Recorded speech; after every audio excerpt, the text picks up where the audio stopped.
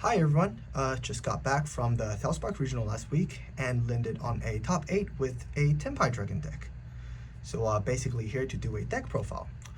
Before we start, I want to shout out to our sponsor, 56, No Limit Gaming and Refine Gaming for their help, and also to my friend Ella who borrowed me this deck, and to my other friend Andrew and Logan for borrowing me their cards. Without their support, I probably wouldn't have taught. So let's dive right into it. It basically consists of 15 cards, starting with 3 Chandra, 3 Pydra, 2 Jiroku, 1 Fadra, 1 Dora, 3 Sangan Kaiman, 1 Terraforming, and 1 Sangan Summoning. So pretty standard stuff here. The only thing questionable is probably whether playing this Dora or not. Some people prefer playing it, some people prefer not. I personally prefer playing it. Well, I even thought about cutting 1 Pydra to play 2 Dora. That is because Dora is stronger than other starter under Shifter. But at the end, I feel like I'm not always going to have Shifter on my hand, so I play 1. I play a 14 hand trap build, starting with 3 Shifter. That is very standard because it is the most powerful hand traps in the game currently. 3 Ash, 1 Besto Magnamant, 3 Dominus Impulse, 3 Imperm, and 1 Fluoros. So I think worth discussing here is probably just playing 1 Fluoros, because I only had 1 Fluoros that my friend lent me. And I feel like other thing worth mentioning here is the Besto Magnamant. Well, I feel like Besto Magnamant is a very strong card because it is an interruption and also helps you build your own board. For example, if you're playing against Fiendsmith or U-Build, at their turn you can always banish their Engraver or the Lotus, and then at the end phase you can search for Jiroku. This is very powerful, I believe, because you can special summon that Jiroku down, and if you don't have a starter, you can tribute it away and get your starter on the opponent's turn at the end phase. And if you do have a starter, you have a level 6, and you can make this a level 4 tuner, so on the next turn, the first thing you can do is to synchro them off into a Transcendent. If you have a starter like Sangan Kaiman, you can synchro it straight into a Transcendent and go into a battle phase. Or you can synchro it into a Rudy Rose if they have multiple interaction in their graveyard and banish everything in their graveyard. Like if you have their Rudy Rose up there, no matter what negate they have up their sleeve, they're gonna use it on that because they don't want to lose their Promethean Princess and other things. That is basically the hand traps. And there's also 11 non-engines, 1 Pot of Prosperity, 1 Talons, 1 Thrust, 2 Droplet, 3 Raigeki, 1 Feather Duster, and 2 Lightning Storm. So I feel like the most important thing here is probably the Lightning Storm and Feather Dusters, because I feel like this format there's a lot of annoying back row stuff, so you do want to maximize your number of back row hate. And many times, even if I stop them making their board with my hand traps, what caused me to lose my game is usually that one last Imperm stuck out the backfield. So you do want to clear their back row before you start making your move. 2 Droplet, a very powerful card that negates the opponent's effect. Well, they do run into the fact that if you have Shifter and you activate a Shifter, you can't use it, but you're not always going to have Shifter on your hand, you're not always going to have Droplet on your hand, you're not always going to have 2 of them on your hand, so it's just a risk that I'm willing to take. Well, if you don't really want to take the risk, you can always swap this into something else.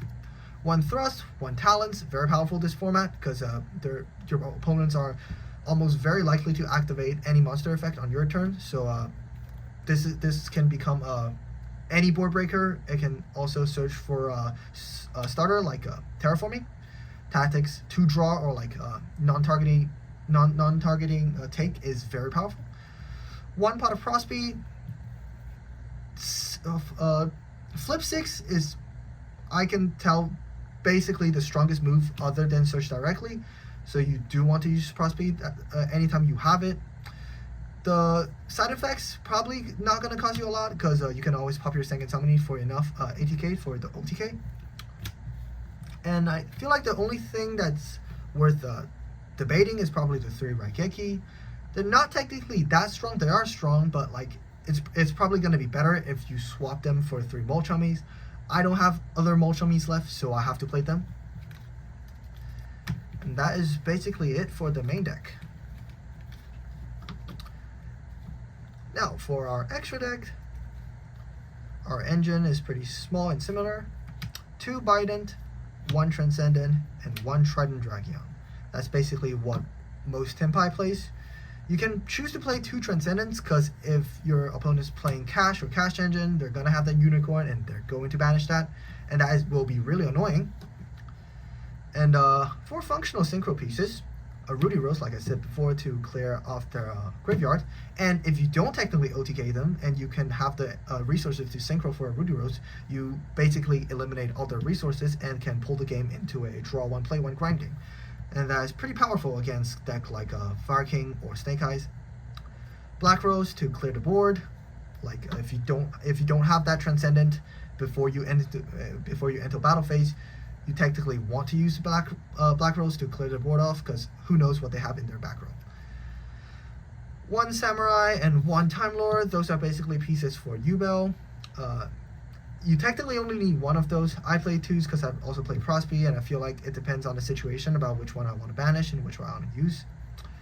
And for my link packages, I have my SP and a Striker Dragon.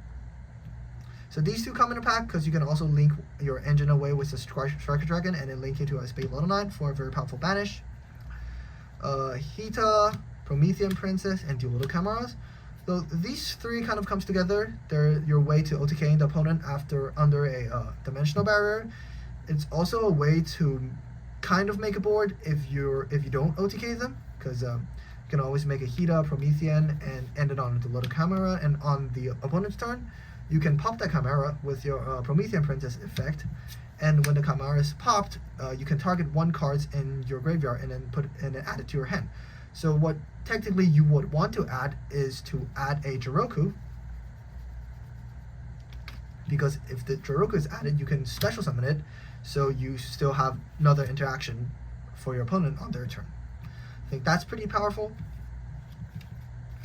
And seals, that is pretty self-explanatory, because you need that seal. It's probably the only thing you can make if you're going first.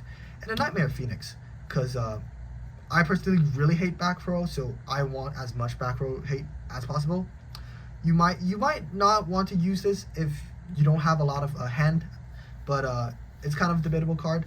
I technically didn't get to use this card for all 8 turn of Swiss, so I'm currently thinking about changing it into something else like a Typhon, but it is what it is.